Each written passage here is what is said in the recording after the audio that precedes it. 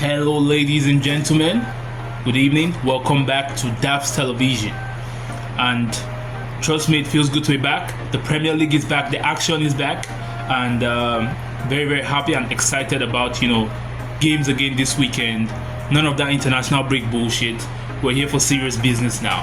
And today, we'll be looking at the weekend preview, Game Week 4, Match Week 4, the Premier League weekend preview. Starting with the first game, Saturday morning kickoff, Southampton against Manchester United. And I'm telling you now, this game, don't think it's a giveaway.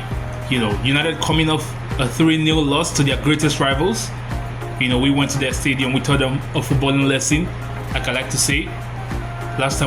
Their last game. Now they have to play early kickoff Southampton away.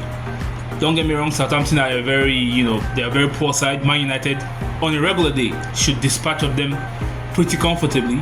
But we know that ain't going to be the case. We can all predict that ahead of time, that there's going to be big issues here for Man United. And it's going to be interesting seeing how they navigate this game. Because it's an early kickoff. Are the players going to be sharp? Are the players going to be ready? We're going to have to find out. But for me, this game, I think Southampton, they have what it takes to do more damage, to inflict more damage on Ten Hag and Manchester United, because they're playing at home. United's away record is terrible. Any team that has like a decent midfield can run through them very quickly, and I'm just gonna go for a draw because I don't see United winning this game. They should win it, but I don't see them winning. I just think their confidence is shot at the moment after what we did to them. After the way we dealt with them, their confidence is definitely on the floor right now. So it's going to take them a while to build it back. So I'm going for a 2-2 draw in this match. Southampton to get a point. Next match, Brighton against Ipswich. I'm going to go for Brighton win straightforward. Ipswich are a good team, but they are just getting used to acclimatizing to the Premier League. And Brighton, on the other hand, have started very sharply. They have 7 points out of 9. They're looking very good. And I think they are going to ease past Ipswich. Next match, Crystal Palace against Leicester. Again, this is a very good game. Two teams who are around about the same level because of all the players that Crystal Palace sold over the summer. Now they only have Eze and the Wharton, who is still a kid. Leicester have started poorly. They would need to, they need to get running. They need to get points on the board quickly. And so this is a good game. I'm going to go for a draw in this game. I think it's either going to be a draw or a Crystal Palace win, but I'm going to stick with a draw, 1-1 draw in this match. The next match, Fulham against West Ham. Again, another average game. Both teams, with how well West Ham strengthened the summer, people were expecting big things, but I said, again, the players they bought, yes, they spent money, but I'm not really overly impressed with any of their signings. Somerville, okay, is a decent player, but again, it's not a needle mover for me. They bought Fulkrug, who is also an average striker. So Wan-Bissaka, again, is very good defensively, but he's not that good offensively again. So these are signings I think will make West Ham average. So they might have some good spells, but they're still going to be, again, where you expect them to be mid-table. So this is a good game. Fulham against West Ham. Fulham coming off a victory, I believe, in their last game. Emil Smith Rowe moving sharp right now. Adama Traore, and so again, I might have to go for like a Fulham win here, just because of the home advantage for Fulham. Next match is the boys. Liverpool, we played Nottingham Forest. We welcomed them to Anfield. Our first game back from the international break, and how well we've played. We've been the star team of the Premier League so far, and I'm hoping it continues. Hoping for a customary, proper win.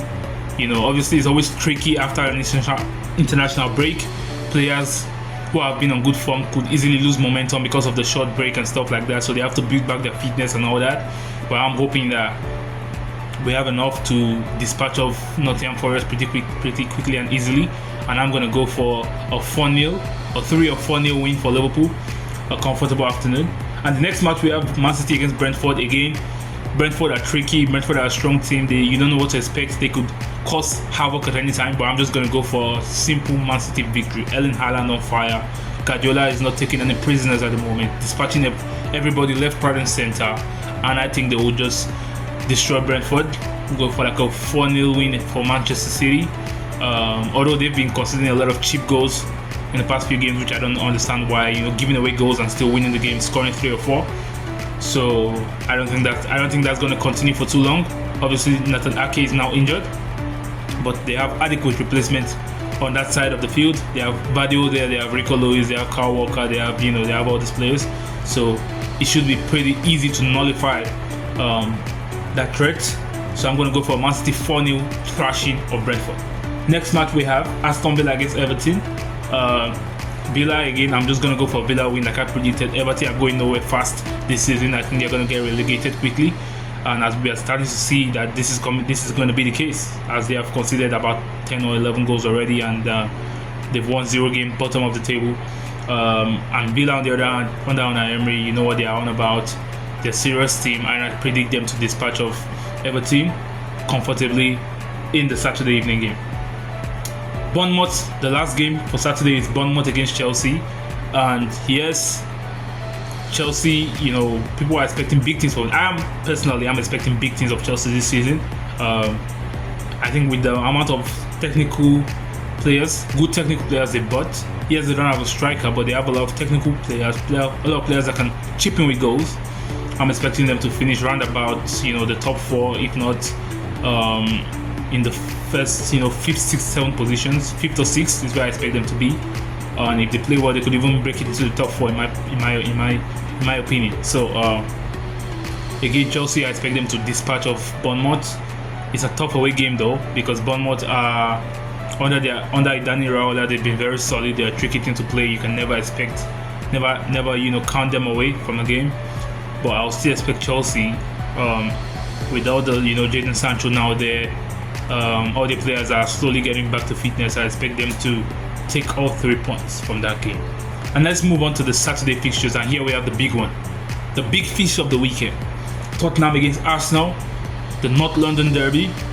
And trust me, all these excuses I'm already hearing around about, okay, no injuries, we don't have Declan Rice, we don't have Odegaard, we don't have this guy, we don't have that guy. This is a North London derby. Even if you have one player on the field, you are supposed to put on a show for the fans. And this defeatist mentality that I'm seeing online from the Arsenal fans, for me, is quite disappointing. You're supposed to be a title rival. You're supposed to, be on your game. No points to be wasted this season. So let's see what the result says. Tottenham, on the other hand, are going to be buzzing. They're going to be full of confidence. I believe they won their last game, and they are playing at home. It's always a big scalp for them if they beat Arsenal, and they're going to be up for it, knowing fully well that Arsenal also have a lot of injuries and a lot of suspension. With the Declan Rice suspension, their midfield is going to be flaccid. They're going to have to play Thomas Partey, I believe, and Jorginho. We know Jorginho is not the fastest, and it could easily be overrun. So we'll have to see what happens there. I think Tottenham have this game. Tottenham should be looking to win this game, and I'm going to go for a 2-1 Tottenham victory. I just feel like, yes, the absences for us now are big again, but this is a tough away game. Your biggest rivals away from home, they're going to want to win this game, and it's going to be a very, very nice game, a very, very keenly contested match, but I just think Tottenham are going to edge it. And the final game for the game week, Wolves against Newcastle. Very, very good game to end the game week with. Newcastle obviously only slightly better than Wolves, with Alexander Isak, Anthony Gordon, Tonali, Guimaraes. I'm gonna go for Newcastle to edge this one. Wolves concede a lot of goals under Gary O'Neill. They play very good football, they play attractive football, but again, they leak. The defense leaks at the back. So and Newcastle, a team who are sharp on the counter, I think it's going to play into their hands, and they're going to take all 3 points from the Molineux Stadium come Sunday. And with that, you have my predictions for the game week. Tune in for my match week reaction, probably coming out Monday or Tuesday. And enjoy the game week. I'll see you next time. Bye.